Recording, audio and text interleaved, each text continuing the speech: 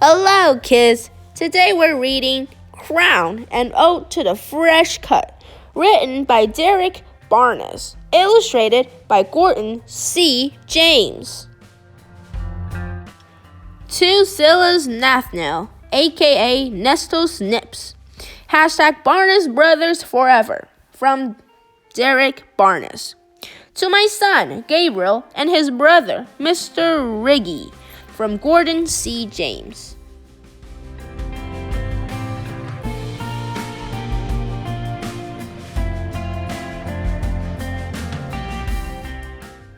When it's your turn in the chair, you stand at attention and forget about who you were when you walked through that door. You came in as a lump of clay, a blank canvas, a slab of marble. But when my man is done with you, they'll want to post you up in a museum. That's my word.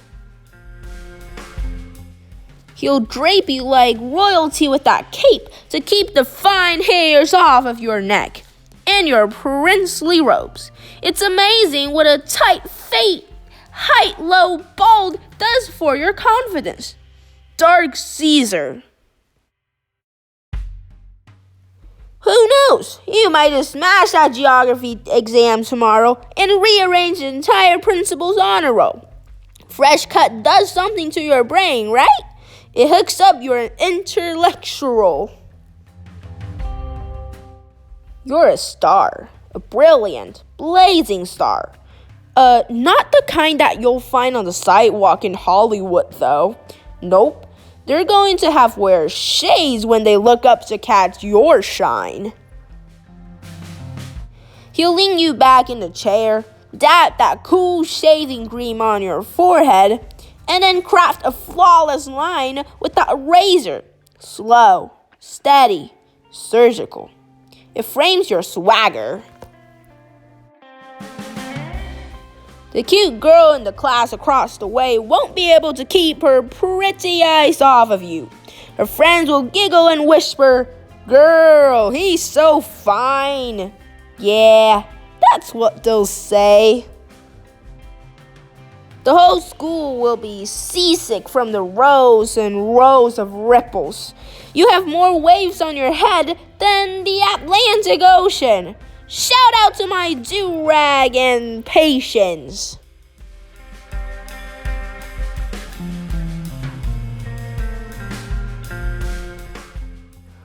There's a dude to the left of you with a fox-hawk, deep-part skin fade.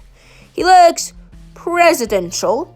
Maybe he's the CEO of a tech company that manufactures cool. He's a boss. That's how important he looks. Dude to the right of you looks majestic. There are 1,000 of black angels waiting to guide and protect him as soon as he steps a foot out of that door. That's how important he looks. There's a dude standing in the mirror that can't get over the masterful design crafted on the side of his dome. Everywhere he goes, people will ask for his autograph. He looks that fresh. He looks like he owns a few acres of land on Saturn. Maybe there's a river named after him on Mars. He looks that important.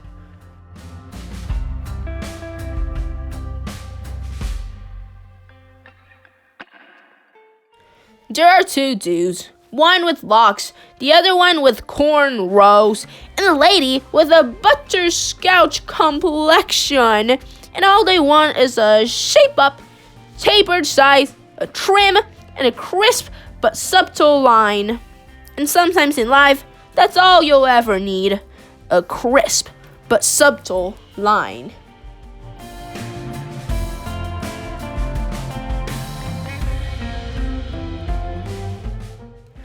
Anywho, when your barber is done, you'll feel like $1 million. And some change. When his fingertips hit you with that apple green alcohol or that witch hazel, it'll sting, but not like a scorpion or a hornet, more like an electric stamp of approval. And When you see the cut yourself in that handheld mirror, you'll smile a really big smile. That's the you that you love the most. That's the you that wins everything.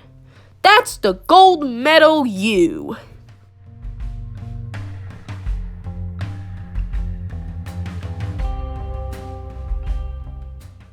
And every person in the shop will rise to their feet and give you a round of applause for being so fly. Well, actually, not really. They won't actually do it, but they'll look like they want it to. You'll see it in their eyes.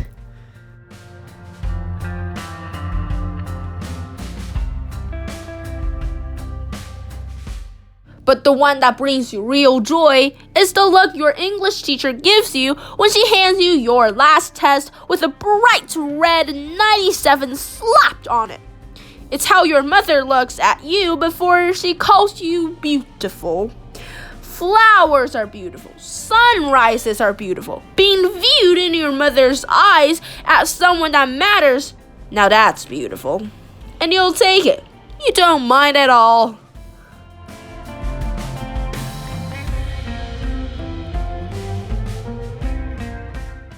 Finally, he'll remove your cape, then swipe you down with a brush made from a golden horsetail.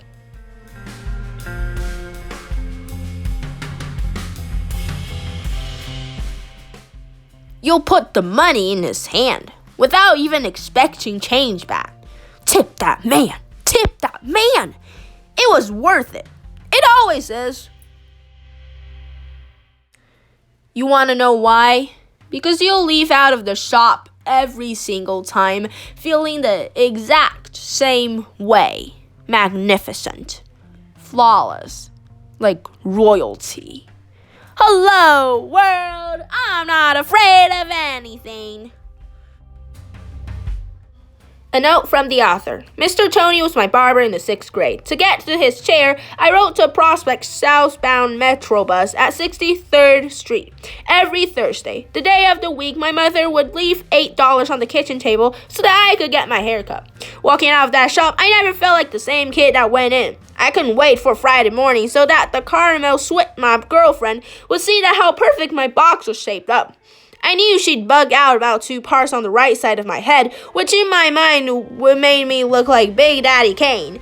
There was no way she'd resist my ruler straight hairline, a precise frame for my smiling, brown 11-year-old face. That fresh cut made you more handsome. It made you smarter, more visible, and more aware of every great thing that could happen in your world. With this offering, I wanted to capture that moment when black and brown boys all over America visit the shop and hop out of chair filled with a higher self-esteem, with self-pride and confidence and an overall elevated view of who they are. The fresh cuts, that's where it all began. It's how we develop swagger and when we begin to care about how we present ourselves to the world. It's also the time when most of us become privy to the conversations and company of hardworking black men from all walks of life. We learn to mimic our tone, inflection, sense of humor, and verbal combative skills when discussing politics, women's sports, and our community and our future. Really, other than the church, the experiment of getting a haircut is pretty much the only place in the black community where a black boy is tended to treated like royalty. Crown and ode to the fresh cut focuses on the humanity, the beautiful, raw, smart, perceptive, assured humanity of black boys, sons, brother, nephew, grandsons, and how they see themselves when they highly approve of their reflections in a mirror. Deep down inside, they wish that everyone could see what they see. A real life, breathing, compassionate, thoughtful, brilliant, limitless soul that matters, that desperately matters. We've always mattered. From Derreck Barnes. Did you know that every day the heart creates enough energy to drive a truck 20 miles? In a lifetime, that is equivalent to driving to the moon and back.